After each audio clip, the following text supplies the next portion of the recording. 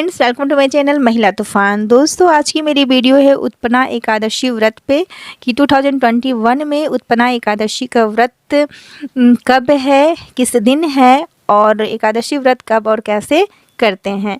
तो वीडियो बहुत ही यूजफुल रहेगी जो व्रतधारी हैं, जो एकादशी का व्रत करना चाहते हैं या करते हैं उनके लिए।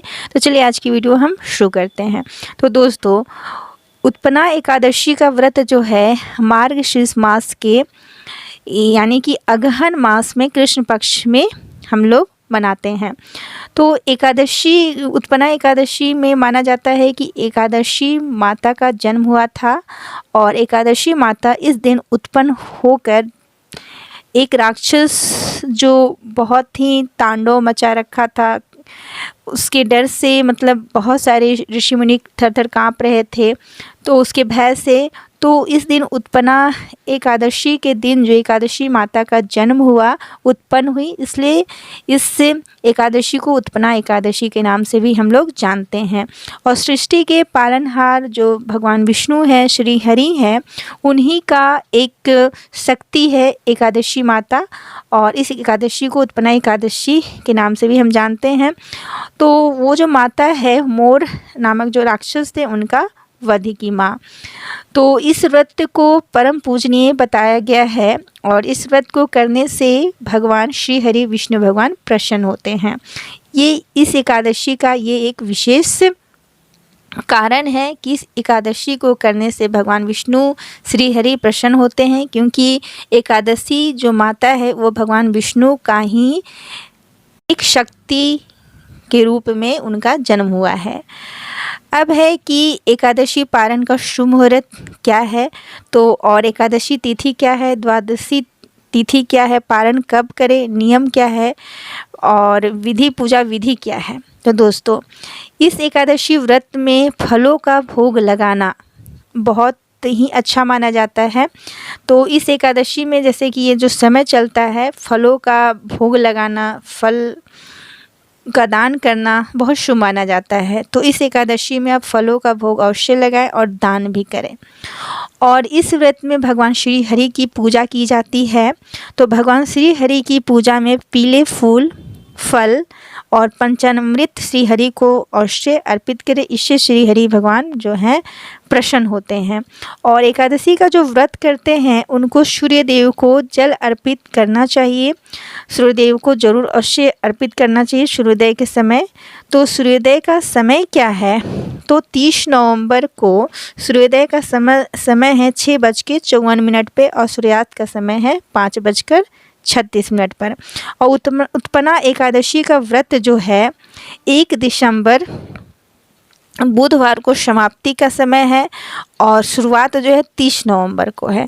तो उत्पन्ना एकादशी का व्रत जो है 30 नवंबर मंगलवार को है और 30 नवंबर मंगलवार को एकादशी तिथि का प्रारंभ हो रही है। तो दोस्तों, एकादशी तिथि प्रारंभ हो रही है सुबह 30 नवंबर को 4:15 से, और एकादशी तिथि समाप्त कब हो रही है, तो 1 दिसंबर बुधवार 2:13 पर एकादशी तिथि जो है वो समाप्त हो रही है। तो इस तरह से आपको द्वादशी तिथि में भी मैं बता देती हूँ। तो द्वादशी तिथि जो है प्रारंभ हो रही है 1 दिसंबर बुधवार के दिन 2:14 से रात 11:35 तक 1 दिसंबर बुधवार को द्वादशी तिथि है। द्वादशी तिथि का समय और एकादशी का तिथि का समय मैंने आपको बताई, तो इसे आप ध्यान दें। और 1 दिसंबर जो द्वादशी तिथि है, तो उस दिन आपको सूर्योदय का समय क्या है 6:55 और सूर्यास्त का समय है 5:36। तो आप ये भी ध्यान में रखें कि 1 दिसंबर को सूर्योदय का समय 6:55 और सूर्यास्त का समय है 5:36। तो हरिवासर के समय व्रत ना खोलें, इसलिए द्वादशी का जो तिथि है बताया जा रहा है। तो सूर्योदय के बाद ही आपको व्रत खोलना चाहिए।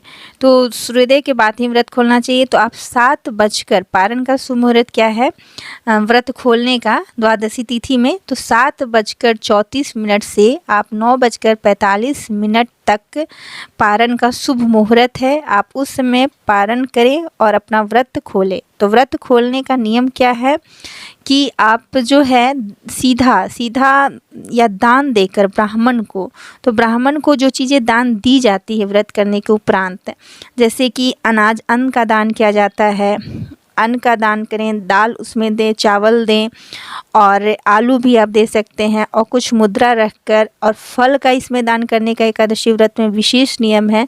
तो आप केला, फल या कोई भी फल का दान अवश्य करें। तो आप एक ब्राह्मण परिवार को या ब्राह्मण को दान देकर या उनके लिए सीधा निकाल कर उसे मुद्रा का भी, पैसे का भी, कुछ भी अपना यथाशक्ति दान करें।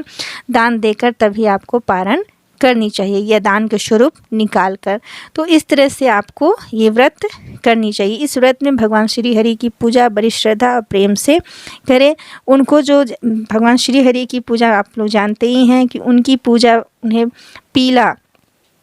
पीले फूल, पीला अक्षत भी उन्हें अर्पित कर सकते हैं। फल में केला, पीला फल चढ़ाएं, पंचामृत चढ़ाएं श्री हरि को। इस तरह से आप प्रसन्न करें और उनकी पूजा आराधना करें। इस दिन ओम नमो भगवते वासुदेवाय नमः मंत्र का भी आप इस दिन जप कर सकते हैं। भगवान श्री हरि को ये मंत्र भी बहुत प्रिय है। और भगवान श्री हरि को तुलसी दल या तुलसी के पत्ते, तुलसी की मंजरी पुष्प के प्लेस में और तुलसी का दल चढ़ा सकते हैं। तो उत्पन्ना एकादशी व्रत में तुलसी का दल भगवान श्री हरि को बहुत पसंद है, तो आप जरूर उन्हें अर्पित करें, भोग में चढ़ाएं। व्रत जो है वैवाहिक जीवन को सुखमय बनाने के लिए, विवाह जल्द करने के लिए, या विवाह जल्द कहीं फिक्स हो जाए, संतान प्राप्ति के लिए और सफलता के लिए किया जाता है। और द्वादशी तिथि में क्या है कि द्वादशी तिथि जब तक ना आए अन्न नहीं ग्रहण करना चाहिए। तो इस व्रत में, एकादशी व्रत में, आप फल का ही सेवन कर सकते हैं, अन्न का नहीं। इस व्रत में हमें कौन सी गलती नहीं करनी चाहिए? तो इस व्रत के दिन आपको फूल, फल, पत्ती कुछ भी मत तोड़े, नहीं तोड़ना है। और किसी की निंदा चुगली बिल्कुल नहीं करनी है। और तीसरी गलती नहीं करनी कि तुलसी दल श्री हरि को जरूर चढ़ाएं, ये बात आपको नहीं भूलनी है। इससे श्री हरि प्रसन्न होते हैं। तुलसी दल, तुलसी का पत्ता भोग में जरूर लगाएं। आरती करें, क्षमा याचना करें। और शाम को भोजन में आप जैसे कि चिड़ियों के लिए आप भोजन निकाल सकती हैं, पक्षियों के लिए दाना पानी ज़रूर रखें इस दिन। और इस दिन घर में चावल ना बनाएं, और गाय को भोजन ज़रूर कराएं। गौ भोजन कराने का भी इस दिन बहुत पुण्य मिलता है। तो ये सारी बातों का आपको ध्यान रखना है, और ये गलतियां भूलकर भी नहीं करनी है। तो आज की वीडियो में बस इतना ही। वीडियो अच्छी लगी हो तो लाइक करें, शेयर करें, कमेंट करें। मेरे चैनल में नए हैं तो सब्सक्राइब करें। जय श्री हरि भगवान की जय। उत्पन्ना एकादशी माता की।